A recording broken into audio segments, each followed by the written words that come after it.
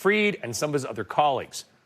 Joining us now is Representative Brad Sherman of California, member of the House Financial Services Subcommittee, chairman of the Subcommittee on Investor Protection and Capital Markets. Congressman, it's great to have you back on. It's an important time.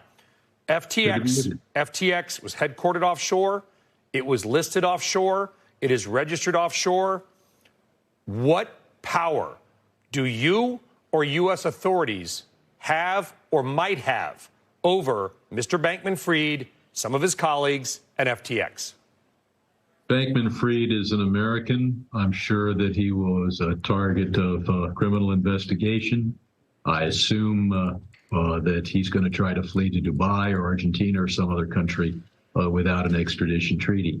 FTX US is a U.S. company, but ultimately I have for many years called for us to simply prohibit Americans from investing in crypto. Not only as an investor protection issue, I know some of your viewers are going to make money from time to time, but because of the effect that it can have on our ability to collect taxes, enforce bankruptcy laws, and have the dollar play the international role that is so valuable to America. Do you think he is a flight risk? Oh, do you think he's still in the Bahamas? Because someone tracked a jet that they think might have been his. They don't know, from Nassau to, I think it was Buenos Aires, Argentina. But they do, I believe, have an extradition treaty with the United States. He's told Reuters he was in the Bahamas. Do we have any idea where he is? And if not, why not?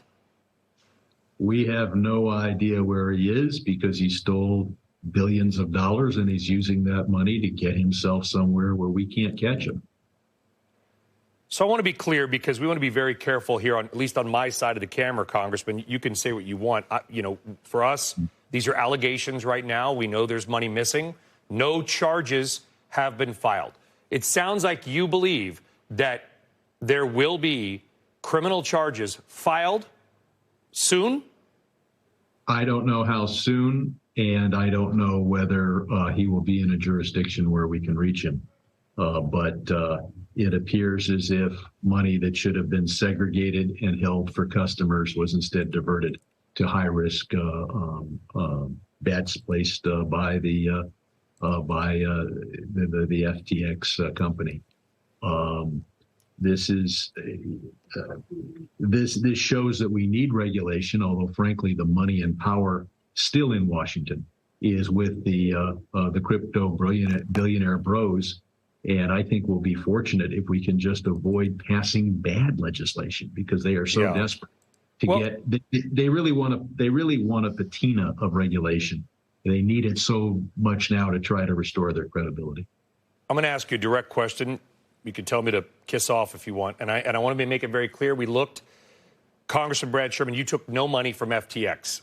You took no money. And by the way, from stock trading, you own a couple of stocks, Disney and a few others. That's it. The rest are in CDs. But many others in the Democratic and Republican parties did take money. He was one of the biggest donors to President Biden's reelection campaign, Super PAC. His mother's politically connected. As you imagine, in this world that we live in, there's a lot of talk about how that may help him. Can you assure the American people, or at least your constituents, that even with his political connections and money, that if there is a need to bring him to justice, he will be?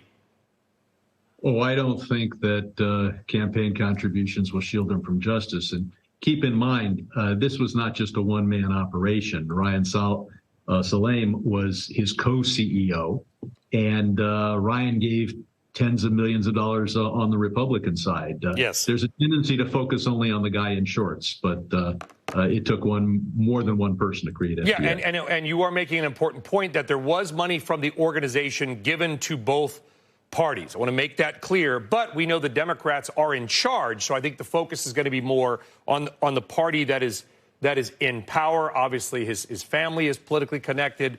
There's a lot, but you are telling our viewers, the American public, that this will not get in the way of justice, particularly for, by the way, what could be, as we just noted, Congressman, 1 million creditors, many of whom are probably just CNBC viewers that got crushed. Think of the demand from the American people, including 1 million who are owed money, for us to apply the law. The Department of Justice is insulated from politics. the criminal investigators there perhaps even more insulated. I am confident that there'll be a criminal investigation. And I do want to point out the investigations haven't even started, let alone completed. There is the possibility that Sam Bankman-Fried avoided committing felonies, but I think that's unlikely. And I guess I know, listen, we won everything yesterday. I understand that. And there are no charges filed. We'd like to probably just hear from him and Caroline Ellison, who ran the hedge fund, and others that you mentioned. What happened? What do you know? The longer this drags on, Congressman, the more likely it is that perhaps there will be a flight risk or something else. Do you believe that the U.S. authorities are currently working with police of the Bahamas to try to come up with some way to at least get him to answer questions? I don't know whether Bahamas is cooperating with the United States. I don't know what connections they have in the Bahamas, and I don't know if he's still in the Bahamas.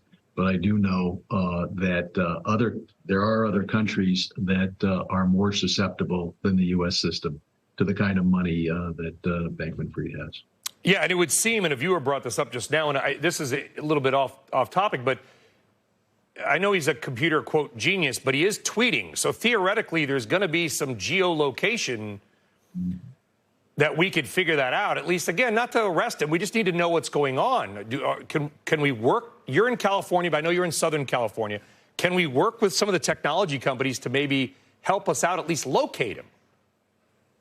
I am sure that that we are trying to locate him.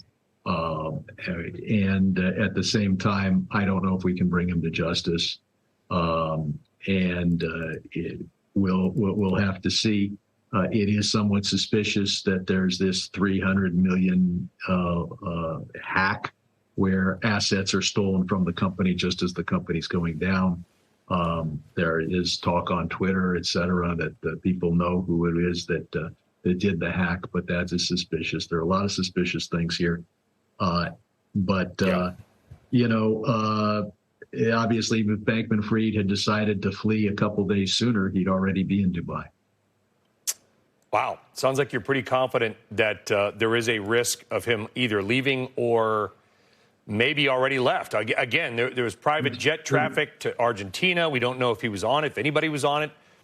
His jet was that jet was registered in Argentina, which, is not a crime unto itself, but it's interesting. Congressman Brad Sherman of California, could probably do an hour with you, Congressman, so welcome you back on anytime. If you learn anything, please let us know. We'll put you back on at a moment's notice. Thank you.